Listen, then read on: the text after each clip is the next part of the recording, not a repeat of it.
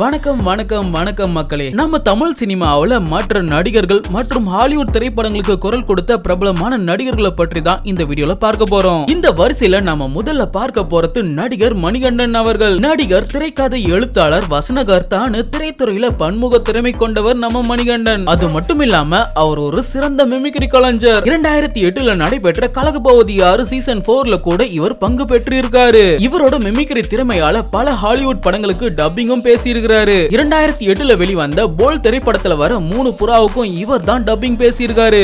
இங்க பாரு, கழுத்தாச்சு கவாலிலே முன்னாடி கூட பாத்துக்கமா. ஆமா, முன்னாடி பாத்திருக்கோம், ஆனா பின்னாடி பார்த்தது.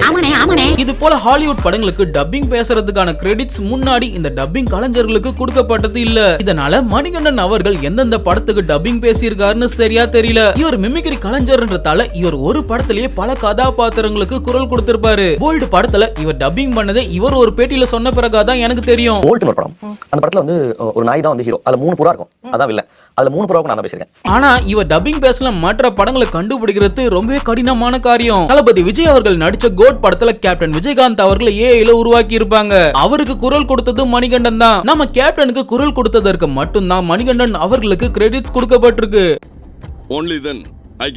கலகபவதி 6 ஷோல மணிகண்டன் அவர்கள் போட்டியாளரா பங்கேற்ற போது தமிழ் சினிமாவின் உன்னத கலைஞர் MS பாஸ்கர் அவர்கள் அந்த நிகழ்ச்சிக்கு சீஃப் கெஸ்டா வந்திருப்பாரு. மிஸ்டர் மணிகண்டன், ரொம்ப எக்ஸலென்ட்டா பண்ணிருக்கீங்க. Thank you sir. MS பாஸ்கர் அவர்களும் ஒரு சிறந்த டப்பிங் கலைஞர். எண்ணற்ற தெலுங்கு படங்களுக்கும் தமிழ் படங்கள்ல பிற நடிகர்களுக்கும் ஹாலிவுட் படங்களுக்கும் இவர் பின்னணி குரல் கொடுத்திருக்கிறாரு. தெலுங்கு திரையுலகின் காமெடி ஜாம்பவான் பிரம்மானந்தம் மற்றும் அலி ஆகியோருக்கு பல தெலுங்கு படங்களுடைய தமிழ் டப்பிங்லயும் அவங்க இருவர் நடிச்ச சில தமிழ் படங்களையும் MS பாஸ்கர் அவர்கள் தான் அவர்கள் இருவருக்கும் குரல் கொடுத்திருப்பாரு. என்ன செய்யணும்னு என்ன கேக்குற? அதை புரிஞ்சுக்க வேண்டியது நீதான். தெரிஞ்சேதான் திஷ்டி போட்ட ஓரமா. ஹாலிவுட் படங்கள்ல குறிப்பிட்டு சொல்லணும்னா ஷாஷாங்க் ரிடெம்ப்ஷன் படத்துல மோகன் ஃப்ரீமேனுடைய ரெட் கதாபாத்திரத்திற்கு இவர் தான் குரல் கொடுத்திருப்பாரு. வாழ்க்கையில் முக்கவாசி நாள் இங்க இருந்துட்டேன், எனக்கு இதுதான் உலகமே. அதே போல 2002ல வந்த முதல் ஸ்பைடர்மேன் திரைப்படத்துல JK சைமன்ஸ் அவர்கள் நடிச்ச டெய்லி பகல் பத்திரிகை ஓனரான ஜே ஜோனா ஜேம்ஸ் கதாபாத்திரத்திற்கும் இவர் தான் குரல் கொடுத்திருப்பாரு. இந்த OG ஸ்பைடர்மேன் 3 பாகங்கள்லயும் MS பாஸ்கர் அவர்கள் தான் இந்த கதாபாத்திரத்திற்கு குரல் கொடுத்திருப்பாரு. மொசைக் பாலிஷ் போட ஆளுங்க வரலன்னு வைஃப் சொல்றாங்க சார். இவ மூஞ்சி போட்டு அதில் டேக்க சொல்லு. பேட் பாய்ஸ் படத்துல மார்ட்டின் லாரன்ஸ் கதாபாத்திரத்திற்கு முதல் 2 பாகங்கள்ல இவர் தான் குரல் கொடுத்திருப்பாரு. என்ன வேணும் உனக்கு? உங்க பொண்ணு வர சொல்லுங்க. உங்க பொண்ணு சினிமா கூட்டு போறேன். உன் வயசு என்ன? 15 வயசாது அங்கிள். பார்த்தா ஜாஸ்தியான மாதிரி தெரியுது.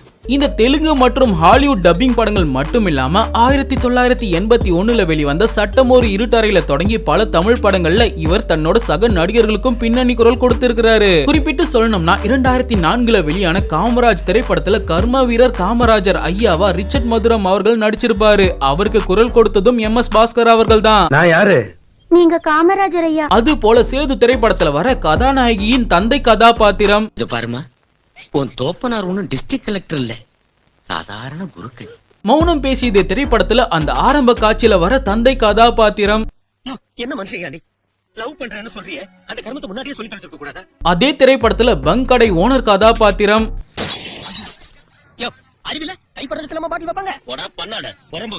திருடா திருடி திரைப்படத்துல அந்த அபார்ட்மெண்ட் பிரசிடென்ட் கதாபாத்திரம். எல்லாரும் முகத்தை போட்டோ எடுத்து வீட்டுல தானே மாட்டுவாங்க. எவனோ ஒரு முகம் தெரியாதவன் என் முகத்தை போட்டோ எடுத்து என் முகத்திலே மாட்ட வச்சுட்டானே, அந்த முகம் தெரியாதவன் யாரு? ஈசன் திரைப்படத்துல வர அபிநயாவின் தந்தை கதாபாத்திரம். எல்லா குழந்தையும் பிறந்த உடனே பேசுது, சிலது 2 வயசுல பேசுது, சிலது 4 வயசுல பேசுது. என் புள்ள பேசுறதுக்கு இன்னும் கொஞ்சம் நாள் ஆகுதுன்னு நினைச்சிட்டு போறேன். எதிர்நீச்சல் திரைப்படத்துல வர வள்ளியின் தந்தை கதாபாத்திரம். என் பொண்ணுக்கு அவளோட அந்த திறமைக்கு நான் என்ன செய்யணும்னு சொல்லுங்க சார். தேஜாவு திரைப்படத்துல வர அந்த எழுத்தாளர் கதாபாத்திரம். காலையில வரேன்னு சொன்னவன் வரவே கடைசியில ஒரு கான்ஸ்டபிள் தான் பேசினார். இப்படி பல தமிழ் திரைப்படங்கள்லயும் தன்னுடைய சக நடிகர்களுக்கும் குரல் கொடுத்திருக்கிறாரு MS பாஸ்கர் அவர்கள். இவ்வளவு ஏன், அஜித் அவர்கள் அவர் ஆரம்ப காலகட்டத்துல நடிச்சுக்கிட்டு இருக்கும் போது ஒரு கார்ப்பரேட் படத்துல நடிச்சிருப்பாரு. அதுல அவருக்கு டப்பிங் பண்ணதும் MS பாஸ்கர் அவர்கள் தான். பாத்துக்கிட்டே ஓட்டுனதுனாலதான் இப்படி ஆயிடுச்சு. MS பாஸ்கர் அவர்களுடைய மூத்த சகோதரியான ஹேமா மாலினி அவர்களும் ஒரு திறமையான டப்பிங் ஆர்டிஸ்ட். 1000 படங்களுக்கு மேல இவங்க பின்னணி குரல் கொடுத்திருக்காங்க. இவங்க தான் சில்க் ஸ்மிதா அவர்களுக்கும் பின்னணி குரல் கொடுத்திருப்பாங்க. பாபா, இப்ப வந்தீங்க? உள்ள போய் காஃபி சாப்பிட்டீங்க?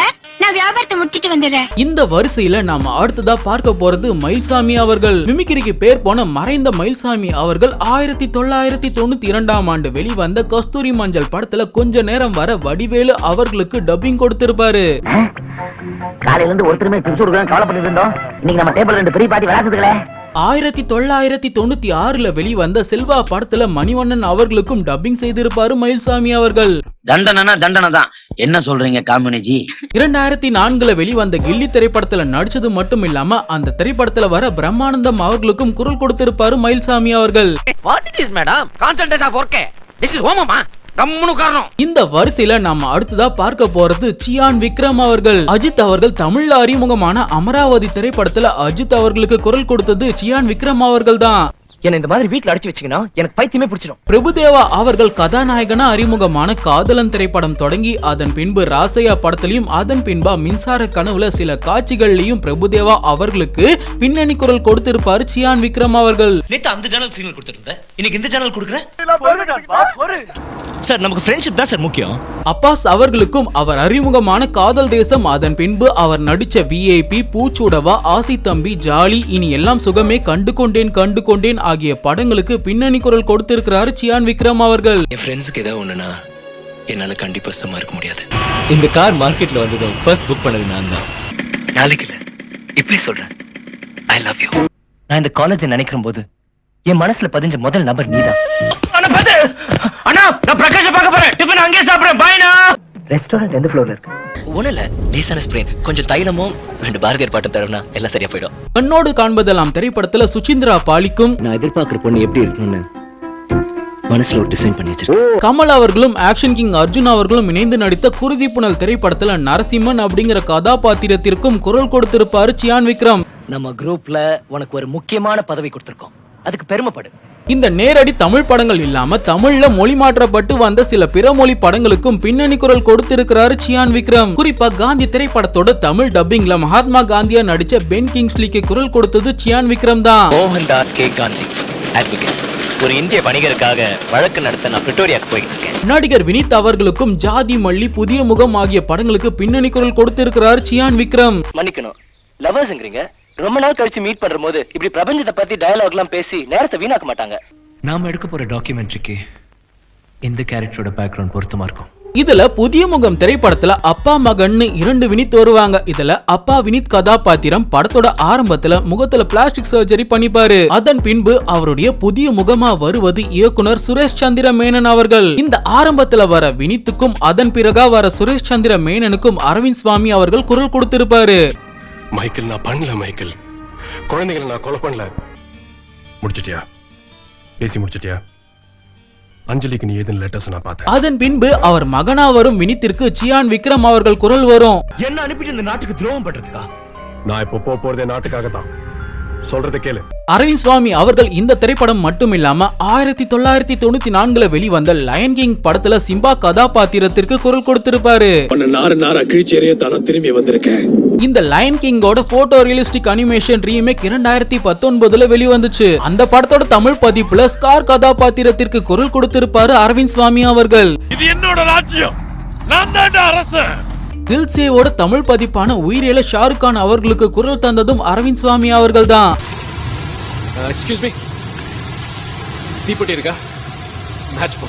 இந்த உயிரே திரைப்படத்துல போஸ்ட் ஆபீஸ் சீன்ல மறைந்த சின்ன கலைவாணர் விவேக் அவர்களும் போன் பூத்துல இருக்கிறவருக்கு குரல் கொடுத்திருப்பாரு. சில்லற இருக்கா? கரெக்டா இருந்தா மட்டும் பேசு. இருவர் படத்துல பிரகாஷ் ராஜ் அவர்கள் சொல்லும் இந்த கவிதை மட்டும் அரவிந்த் சுவாமி அவர்கள் குரல்ல வரும். உன்னோடு நான் இருந்த ஒவ்வொரு மணித்துளியும் மரணப்படுக்கையிலும் மறக்காத கண்மணியே. 2019ல வெளியான தெலுங்கு மொழி திரைப்படமான சைரே நரசிம்ம ரெட்டி திரைப்படத்தின் தமிழ் பதிப்புல சிரஞ்சீவி அவர்களுக்கும் குரல் கொடுத்திருப்பாரு அரவிந்த் சுவாமி அவர்கள். குதிரை எவ்வளவு தூரம் போகுதோ அவ்வளவு தூரம் தலையை தூக்காம போ. இந்த வரிசையில நாம அடுத்ததா பார்க்க போறது நிழல்கள் ரவி அவர்களை தான். 1994ல வந்த லயன் கிங் படத்துல ஸ்கார் கதாபாத்திரத்திற்கு குரல் கொடுத்தது நிழல்கள் ரவி அவர்கள் தான். நான் ஒரு நாள் ஆகவே முடியாது. நிழல்கள் ரவி புது புது அர்த்தங்கள் படத்துல ரகுமான் அவர்களுக்கும் ராஜா சார், பல்லவி மட்டும் இன்னொரு தடவை கேட்டுக்க. கேப்டன் மகள் படத்துல ராஜா அவர்களுக்கும், இங்கிருந்து எனக்கு யாரும் போன் பண்ணிருக்காங்க, அவங்க யாருன்னு எனக்கு தெரியல. பொம்மலாட்டம் படத்துல நானா படேகர் அவர்களுக்கும், அவர் டான்ஸ் ஆடுறப்போ அதுக்கேத்தாப்புல தலையை மட்டும் இப்படி ஆட்டு. யாகாவராயினும் நாகாக படத்துல மிதுன் சக்கரவர்த்தி அவர்களுக்கும், 10 மணி நாளைக்கு காலையில 10 மணிக்குள்ள உன் ஃப்ரெண்ட்ஸோட நீ இங்க வரணும். பாப்பான் திரைப்படத்துல பொம்மன் ஹிரானி அவர்களுக்கும், நம்ம மீடியா வச்சு இந்த போராட்டத்துக்கு காரணம் மைனாரிட்டி, நக்சல், வெளிநாட்டு சதின்னு தசை திருப்புங்க. பிகில் திரைப்படத்துல ஜாக்கி ஷெராப் அவர்களுக்கும் குரல் கொடுத்திருப்பாரு. போறதுனா போ, நீச்ச கணக்க உன் டீமை வச்சு கழிச்சு. அமிதாப் பச்சன் அவர்கள் ஹோஸ்ட் செய்த கோன் பனேகா குரோர்பதி ஷோவை தமிழ்ல டப் செய்து ஒரு காலத்துல விஜய் டிவில ஒளிபரப்புனாங்க. இதுல அமிதாப் பச்சன் அவர்களுக்கு குரல் கொடுத்ததும் நிழல்கள் ரவி அவர்கள் தான். ஆனா இதோட வீடியோ கிளிப்ஸ் எனக்கு கிடைக்கல. ஆனா இது மட்டும் இல்லாம அமிதாப் பச்சன் அவர்கள் ஹிந்தி, தெலுங்குல நடிச்ச தக்ஸ் ஆஃப் இந்துஸ்தான் மற்றும் சைரே நரசிம்ம ரெட்டி ஆகிய படங்களோட தமிழ் பதிப்புலையும் அமிதாப் பச்சன் அவர்களுக்கு குரல் கொடுத்தது நிழல்கள் ரவி அவர்கள் தான். மரக்குதிரை மீது பறந்து வருவேன், உன் முடிவை காண. உனக்குள்ள நடந்த யுத்தம் முடிஞ்சிருச்சு. அது மட்டும் இல்லாம KGF முதல் பாகத்துல ஆனந்த் நாக் அவர்களுக்கு தமிழ்ல குரல் கொடுத்தது நிழல்கள் ரவி அவர்கள் தான். அவர் குரல்ல அந்த பில்டப் சீன்லாம் செம கூஸ் பம்ப்ஸா மாறுச்சு. காயப்பட்ட சிங்கத்தோட மூச்சு கர்ஜனையோட பயங்கரமா இருக்கும். அண்ட் உயிரே திரைப்படத்திலும் மனிஷா கொய்ராலா கூட இருக்கவங்கள ஒருத்தருக்கு டப் செய்திருப்பாரு நிழல்கள் ரவி அவர்கள். நீ பயப்படுற அளவுக்கு அவன் வாய் தந்து ஒன்னு சொல்லி. இந்த வரிசையில நாம அடுத்ததா பார்க்க போறது நடிகர் நாசர் அவர்கள். நடிகர் நாசர் அவர்கள் 1996ல வெளிவந்த இந்தியன் திரைப்படத்துல மறைந்த நடிகர் நெடுமுடி வேணு அவர்களுக்கு குரல் கொடுத்திருப்பாரு. செத்தவங்கத்துல இருக்கிற இந்த டாலர் பாருங்க. 2024ஆம் ஆண்டு வெளிவந்த இந்த இந்தியனோட 2ஆம் பாகத்திலும் நெடுமுடி வேணு அவர்களின் கிருஷ்ணசுவாமி கதாபாத்திரத்திற்கு குரல் கொடுத்தாரு நாசர் அவர்கள். வெல்கம் பேக் சேனாபதி. 1993ல வெளிவந்த கேப்டன் மகள் படத்துல நெப்போலியன் அவர்களுக்கும், உயிரே திரைப்படத்துல சப்யாசி சக்கரவர்த்திக்கும், ஆலவந்தான் திரைப்படத்துல மிலன் குணாஜிக்கும் குரல் கொடுத்திருப்பாரு நாசர் அவர்கள். ரொம்ப சாரி. 2012ஆம் ஆண்டு வந்த பிரின்ஸ் ஆஃப் பேஷியா திரைப்படத்துல பென் கிங்ஸ்லி கதாபாத்திரத்திற்கு தமிழ்ல குரல் கொடுத்திருப்பாரு நாசர் அவர்கள். வேலையாட்கள் வாயை மூடிட்டு நம்ம சொன்னதை செய்யற மாதிரி பாத்துக்க. ஸ்டீவன் ஸ்பீல்பர்க் இயக்கத்துல 2016ல வெளிவந்த தி BFG திரைப்படத்துல ஃப்ரெண்ட்லி ஜெயண்ட் கதாபாத்திரத்திற்கு குரல் கொடுத்ததும் நாசர் அவர்கள் தான். இல்ல ஜென்மங்க அவனுங்க ஒரே முழுங்கா முழுங்கிடுவாங்க. இப்ப சமீபத்துல வந்த முஃபாசா படத்திலையும் கிரோஸ் கதாபாத்திரத்திற்கு குரல் கொடுத்திருப்பாரு நாசர் அவர்கள். இந்த காட்டுக்கு ஒரே தலைவன் நான் தான். இந்த முஃபாசா படத்துல அர்ஜுன் தாஸ் அவர்கள் முஃபாசாவிற்கும், அசோக் செல்வன் டாக்காவிற்கும், VTV கணேஷ் ரஃபிக்கிக்கும் லயன் கிங் போலவே இந்த படத்திலையும் டிமோன் அண்ட் பும்பாவிற்கு சிங்கம், புலி மற்றும் ரோபோ சங்கர் குரல் கொடுத்திருப்பாங்க. இப்போ இந்த பதவி யாரு தேர்ந்தெடுக்கும்? இந்த கூட்டத்தை ஆள போறது இந்த காட்டோட நியதியை தெரிஞ்சிருக்கும். ஏய் டிமோன், நம்மளும் போய் இந்த காட்டை ஆளலாமா? நம்ம காட்டு ஆள பிறந்தவங்க இல்ல, கவலை இல்லாம வாழ பிறந்தவங்க. இதுல அர்ஜுன் தாஸ் அவர்கள் கல்கி 2898 AD படத்தோட தெலுங்கு பதிப்புல கிருஷ்ண பரமாத்மாவிற்கும், துருவ நட்சத்திரம் படத்தோட அனௌன்ஸ்மெண்ட் ட்ரைலர்ல விக்ரம் கூட போன்ல பேசுற அந்த முகம் தெரியாத கதாபாத்திரத்திற்கும் குரல் கொடுத்திருப்பாரு. பேரு சரித்திரம் மர்ச்சிப்போது. ஜான் டெல்லி, நாளைக்கு சாயந்தரம் 4 மணி. நாசர் அவர்கள் 2007ஆம் ஆண்டு மணிரத்னம் அவர்கள் இயக்கத்துல வெளிவந்த குரு திரைப்படத்தின் தமிழ் பதிப்புல மிதுன் சக்கரவர்த்திக்கு குரல் கொடுத்திருப்பாரு. இந்த ஆளோட முகத்திரையை கழிச்சு ஜனங்க முன்னால அம்மனமா நிக்க வைக்க முடியுமா? இந்த குரு திரைப்படத்துல கதாநாயகன் அபிஷேக் பச்சனுக்கு தமிழ்ல குரல் கொடுத்தது சூர்யா அவர்கள் தான். சார் ஏற்கனவே எழுதி வச்சாச்சு. 2009ல வெளிவந்த சிவா மனசுல சக்தி திரைப்படத்துல ஒரு அடங்கா பிடாரி பாட்டுல நடுவுல ஜீவா ரஜினி அவர்கள் போல மிமிக்ரி பண்ற மாதிரி ஒரு போர்ஷன் வரும். இந்த மிமிக்ரி போர்ஷனுக்கு குரல் கொடுத்தது சிவகார்த்திகேயன் அவர்கள் தான். அதிகமா ஆஃப் அடிக்கிற ஆம்பளையும் அதிகமா பீர் குடிக்கிற பொம்பளையும் வாந்தி எடுக்காம வீட்டுக்கு போனதா சரித்திரமே இல்ல. 2012ஆம் ஆண்டு வெளிவந்த ஓ மை ஃப்ரெண்டுங்கிற தெலுங்கு படம் தமிழ்ல ஸ்ரீதர்னு டப் செய்யப்பட்டு வெளிவந்துச்சு. அந்த படத்துல சித்தார்த் அவர்களுக்கு குரல் கொடுத்திருப்பாரு சிவகார்த்திகேயன் அவர்கள். நீ எப்படி எனக்கு குறுக்க வர முடியும்? நம்மள எதாலையும் பிரிக்க முடியவே முடியாது. நாமளே நினைச்சாலும் பிரிய முடியாது, தெரியுமா? அதே போல சிவகார்த்திகேயன் அவர்கள் நடிப்புல கடந்த 2024ஆம் ஆண்டு பொங்கலுக்கு திரைக்கு வந்த அயலான் திரைப்படத்துல அந்த ஏலியனுக்கு குரல் கொடுத்தது சித்தார்த் அவர்கள் தான். என் வெங்கலத்துக்குள்ள போனாலே நான் சரியாயிடுவேன். சித்தார்த் அவர்கள் 2019ல வெளிவந்த லயன் கிங் ரீமேக்லயும் சிம்பாவுக்கு குரல் கொடுத்திருப்பாரு.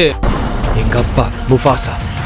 இந்த லயன் கிங் படத்துல மறைந்த மனோபாலா அவர்கள் சாசு கதாபாத்திரத்திற்கு குரல் கொடுத்திருப்பாரு. நல்லா இருக்கேன் மகாராஜா. நீங்க எப்படி இருக்கீங்க? இப்ப நாம பார்த்த நடிகர்கள் மட்டும் இல்லாம தன்னுடைய சக நடிகர் நடிகைகள் மற்றும் பிற மொழி டப்பிங் படங்களுக்கு பின்னணி குரல் கொடுத்த இன்னும் சில நடிகர்களும் நிறைய நடிகைகளும் இருக்காங்க. அவங்க யார் யாரு, அவங்க பின்னணி குரல் கொடுத்தது யாருக்குன்னு இந்த வீடியோவோட பார்ட் 2ல சொல்றேன். உங்களுக்கு தெரிஞ்ச நடிகர் நடிகைகள் வேறு ஒரு நடிகருக்கு குரல் கொடுத்து இருந்தா அந்த படத்தை கமெண்ட் பண்ணுங்க. பார்ட் 2ல அவங்களையும் சேர்த்துடுவோம். இந்த வீடியோ எப்படி இருந்துச்சுன்னு இப்ப நாம பார்த்தவங்கள உங்களோட ஃபேவரட் யாருன்னு கமெண்ட்ல சொல்லுங்க. நாம அடுத்த வீடியோல சந்திப்போம் மக்களே.